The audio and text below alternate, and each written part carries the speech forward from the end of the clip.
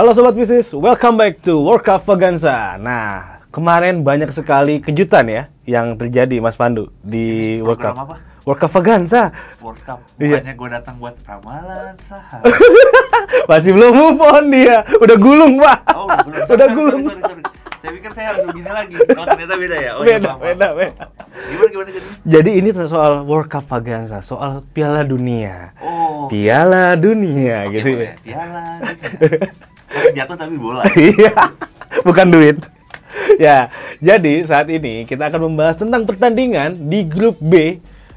Pertandingan ketiga di grup B yang memang sedikit panas karena poinnya sangat dekat-dekat, Mas Pandu. Ya. Deket banget. Dan kemarin banyak kejutan yang terjadi. Salah satunya adalah Jerman gagal lagi meraih 3 poin. Waduh.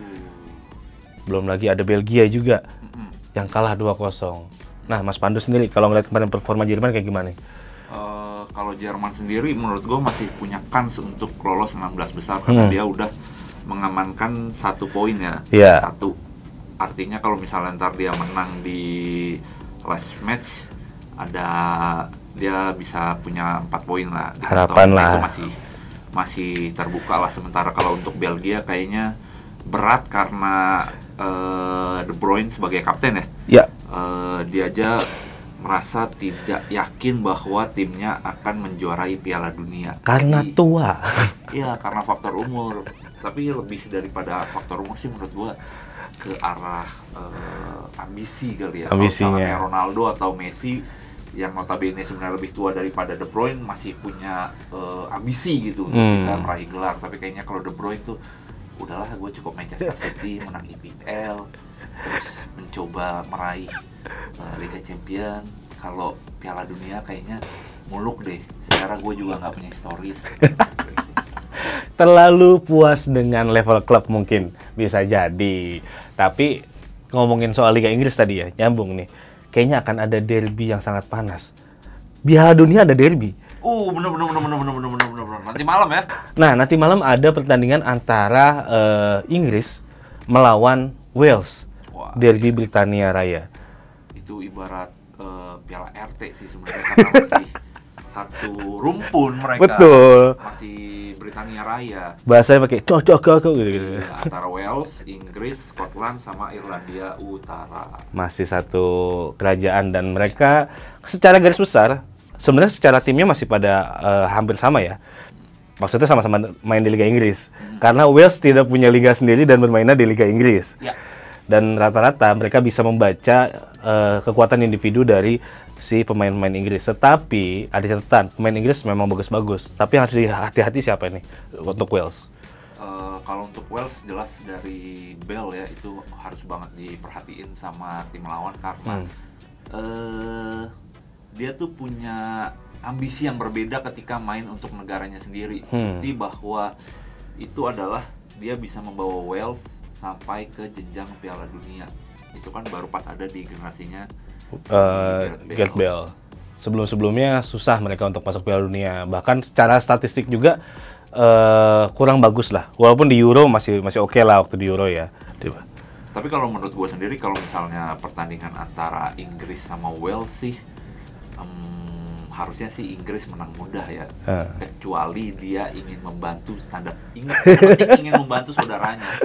Di grup B itu secara standing Inggris 4, Iran 3, US 3.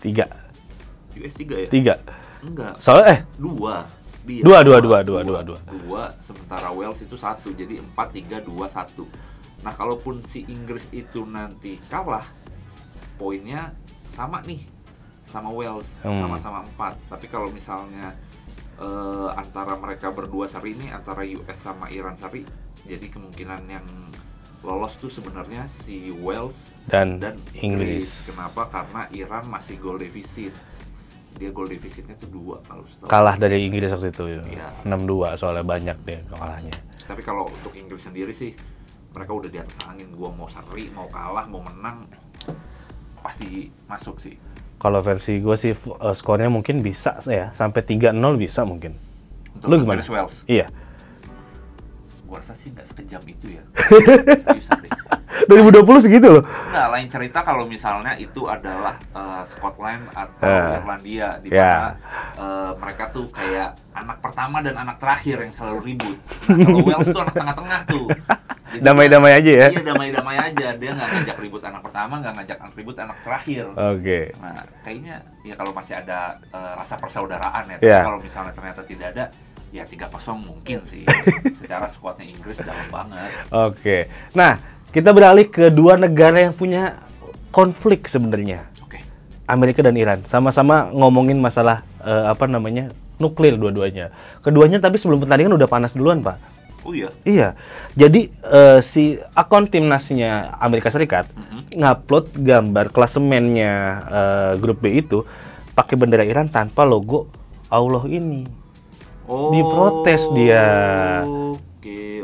Jadi diprotes, akhirnya panaslah situasi sampai ada pelaporan ke FIFA. Nah, untung saja langsung dihapus oleh timnas Amerika Serikat. Jadi konfliknya tidak terlalu berkepanjangan, tapi memang secara sejarah politiknya antara kedua belah pihaknya panas juga. Tapi kalau ngomongin soal skuadnya, gimana soal Pulisic? Apakah Pulisic bisa membuat jadi pembeda antar Amerika lawan Iran? Gue lebih suka Iran sih sebenarnya. Kenapa? Karena satu, mereka lebih solid, mereka lebih ambisius, mereka lebih ingin menunjukkan diri dibandingin Amerika Serikat. Oke. Jadi mereka punya semangat yang emang spirit yang lebih model kayak Jepang lawan Jerman kemarin ya, spiritnya sangat-sangat spiritnya lebih tinggi. Contoh kayak misalnya si Iran melawan Wales, itu kan Iran bisa ngambil poin penuh kan daripada Wales. Jadi ada kemungkinan Iran bisa melakukan kejutan yang sama ketika melawan Amerika nanti. Kalau nantinya Iran bisa lolos, ini bisa jadi sejarah baru juga sih ya buat Iran, karena posisinya mereka jarang bisa lolos di fase grup, dan kemenangan sampai 2 kemenangan dalam satu kali fase grup ini juga sebagai sejarah buat mereka juga. Biasanya mereka cuma menang sekali doang, habis itu kalah 2 kali, atau nggak paling nggak cuma dapat 1 poin. Konflik politiknya kayaknya lebih mendarah daging di Iran sih di Amerika. Betul. Kalau menurut gua. Nuklirnya itu loh. Dan jangan sampai masalah nuklir ini dibawa antara 2 pertandingan. Kalau ntar kalah malah kirim nuklir, bahaya. Jangan, damai-damai aja. Oke, kalau prediksi skor, kira-kira Iran lawan Amerika menurut lo gimana? Apakah akan menang Amerika atau Iran? Skornya? Kalau menurut gua Iran bakal lebih mendominasi pertandingan, karena dari sisi spirit, dari sisi semangat, Iran lebih ingin menunjukkan kepada dunia bahwa mereka mampu untuk bisa, karena Jazirah Arab yang lain. Jadi si Iran itu pengen menunjukkan bahwa dia mampu kayak negara-negara Jazirah Arab lainnya, misalnya kayak Tunisia, Maroko, terus Arab Saudi, bahkan Qatar gitu. Karena di antara Jazirah Arab itu gengsinya tinggi. Mereka ingin menunjukkan bahwa masing-masing adalah yang terbaik. Skor? Skor 2-0 buat Iran. Oke. Sama 2-0 buat Iran, karena ada Teremi dan juga salah satu kipernya itu adalah kiper terbaik di Iran. Nah, kalau Wales sama Inggris, gue pribadi sih menjagokan Inggris. Ngelihat kemarin lawan Iran mainnya terbuka, belum lagi Jude Bellingham sama Saka mainnya bagus, bisa jadi itu terulang sampai 3-0. Karena mainnya cepat, sedangkan Wales mainnya agak terlalu lambat. Kalau gimana? Kalau gua sih otomatis yang bakal mendominasi dan memenangkan pertandingan adalah Inggris, karena skuad Inggris tahun ini lumayan berbeda dibandingkan dengan skuad Inggris pada umumnya. Skuad Inggris yang tahun ini tuh lebih teknikal dan cepat secara permainan. Itu yang pertama. Yang kedua, secara skuad juga mereka lebih dalam. Hampir semua pemain tengahnya itu bisa bermain untuk winger, dan pemain wingernya itu bisa bermain untuk tengah. Nah, kalau misalnya untuk skor sendiri, kemungkinan sih paling tinggi adalah 3-0 dan paling rendah adalah 1-0, dan pencetak golnya bisa jadi adalah Kane atau Saka. Nah, tapi sebenarnya masalah politik ini tidak bisa jauh daripada sepak bola ya. Nggak tahu kenapa di 2022 ini ramai sekali masalah politik sepak bola model dari bendera Kosovo di ruang ganti Serbia. Terus ada juga masalah politik Iran. Ya pemainnya pada pakai berlutut dia. Berlutut karena sebagai tanda protes. Nah, tetapi kalau pengen tahu tentang apa aja masalah politik yang ada di Piala Dunia, nanti kita bahas di episode berikutnya. Oke, itu aja dari kita untuk World Cup Vaganza kali ini. Mudah-mudahan ini menghibur buat kalian dan juga selamat menonton World Cup pertandingan ketiga fase grup. Bye-bye.